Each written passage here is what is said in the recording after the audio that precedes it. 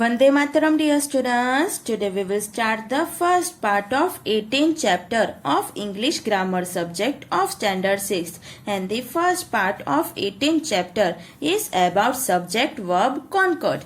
तो बच्चों अपने इस वीडियो में क्या देखेंगे? अपने इस वीडियो में 18th चैप्टर देखेंगे जिसका नाम है सब्जेक्ट वर्ब कॉन्कर्ड. ओके, तो ये क्या है? ये अपने इस चैप्टर में देखेंगे. Okay, shall we start? Okay, it is always important that the verb should agree with its subject. तो क्या कह रहे कि ये हर बार जरूरी है कि वर्ब है वो सब्जेक्ट के साथ एग्री करना चाहिए. वो वर्ब है उसको सब्जेक्ट के साथ ही रहना चाहिए. A singular subject takes a singular verb, a plural subject takes a plural verb. है ना? सिंपल. कैसे? तो देखो यहाँ पे सिंगुलर सब्जेक्ट है, singular verb. This mango is very sweet. That book was interesting. He has many good friends. He does not work regularly. तो यहाँ पे क्या है? सब्जेक्ट भी सिंगुलर है और वर्ब भी सिंगुलर है. अब यहाँ पे क्या कह रहे हैं? Plural subject plural verb. These mangoes are very sweet. तो those books were interesting. They have many good friends. They do not work regularly. तो सब्जेक्ट है वो भी क्या है? सब्जेक्ट है वो भी प्लूरल है. वर्ब है वो भी प्लूरल है. Okay, the subject I takes am, was, and, have as verb. तो आई के साथ वर्ब क्या आएगा? एम, was या have. The subject you takes are, were, and have as verb. You के साथ क्या आएगा? आर, वेर और हैव. कैसे? I am late today, I was busy at home, I have a big problem. तो I के साथ आया एम, वॉज, हैव. फिर यू के साथ you are my best friend, you were not yet yesterday, you have always helped me. You के साथ क्या आया? Are, were, have. The following helping verbs take have, not has in their negative and question forms. तो क्या कह रहे हैं कि नीचे ये जो आपको बॉक्स में हेल्पिंग वर्ब्स दिए हैं वो क्या लेते हैं? तो वो वर्ब में हैव को लेते हैं, हैज को नहीं. वो अपने नेगेटिव और क्वेश्चन फॉर्म्स में. तो वर्ब कौन से है? Do, does, did, can, could, may, might, will, would, shall, should, ought to, used to. इसके एग्जाम्पल क्या है? Does she have a new frog? तो देखा does के साथ क्या आया? does के साथ have आ गया. She doesn't have a new frog. Okay, ये क्वेश्चन सेंटेंस हो गया, ये नेगेटिव सेंटेंस हो गया. Did he have his share? He didn't have his share. Ought you to have such long nails? You ought not to have such long nails. अब next page पे in some sentences that takes the place of the subject the real subject comes after the verb. तो क्या कह रहे हैं कि कितने sentences होते हैं उसमें क्या होता है कि सब्जेक्ट की जगह देयर आ जाता है और जो रियल सब्जेक्ट होता है वो वर्ब के बाद आता है. ओके, जैसे कि there is a table in this room, there are 10 chairs in this room, there was a clock on the wall, there were some pictures on the wall, there has been a big mistake, there have been many big mistakes. तो क्या कह रहे हैं? इन such sentences the verb agrees with the real subject. इन सब sentences में verb है वो क्या होता है? तो वो subject के साथ agree करता है. If the real subject is singular, तो real subject कौन से है?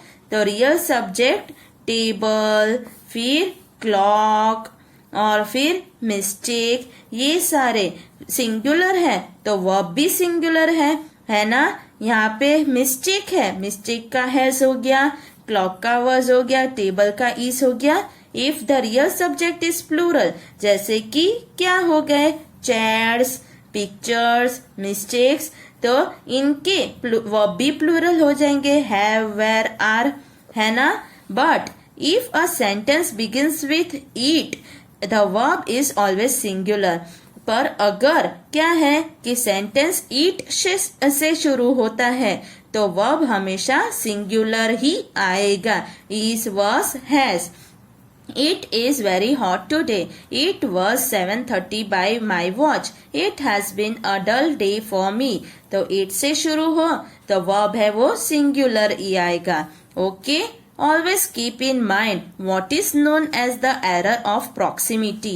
The error of proximity है वो क्या होता है वो आपको अच्छे से समझना है.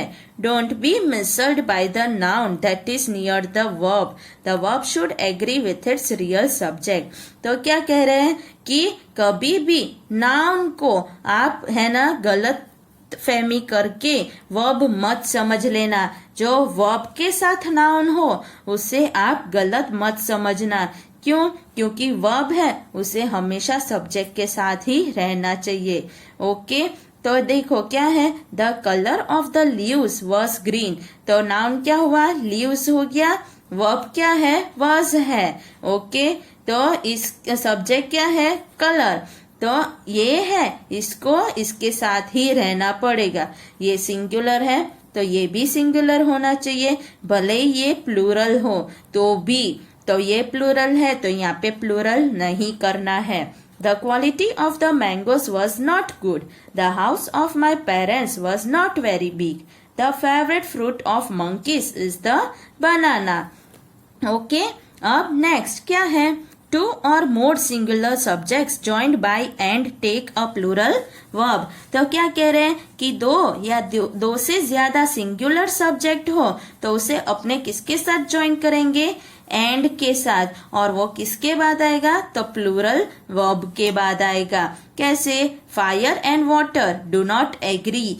तो क्या कह रहे हैं कि फायर एंड वाटर है दो सब्जेक्ट हो गए ये और उसको अपने किसके साथ ज्वाइन किया एंड के साथ. ओके तो यहाँ पे क्या हो जाएगा तो यहाँ पे अपने प्लूरल वर्ब ले लेंगे do are were. Okay my father and mother are at home. दो हो गए सब्जेक्ट फादर एंड मदर एंड से ज्वाइन किया वर्ब हो गया plural are. Gold and silver are precious metals. Richa and Nisha were playing together.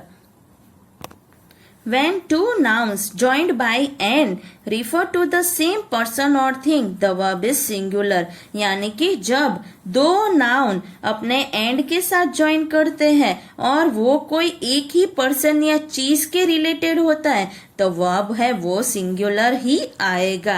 जैसे time and tide waits for none. तो ये सेम हो गया और दो नाउन है पर तो भी अपने वर्ब क्या किया सिंगुलर किया.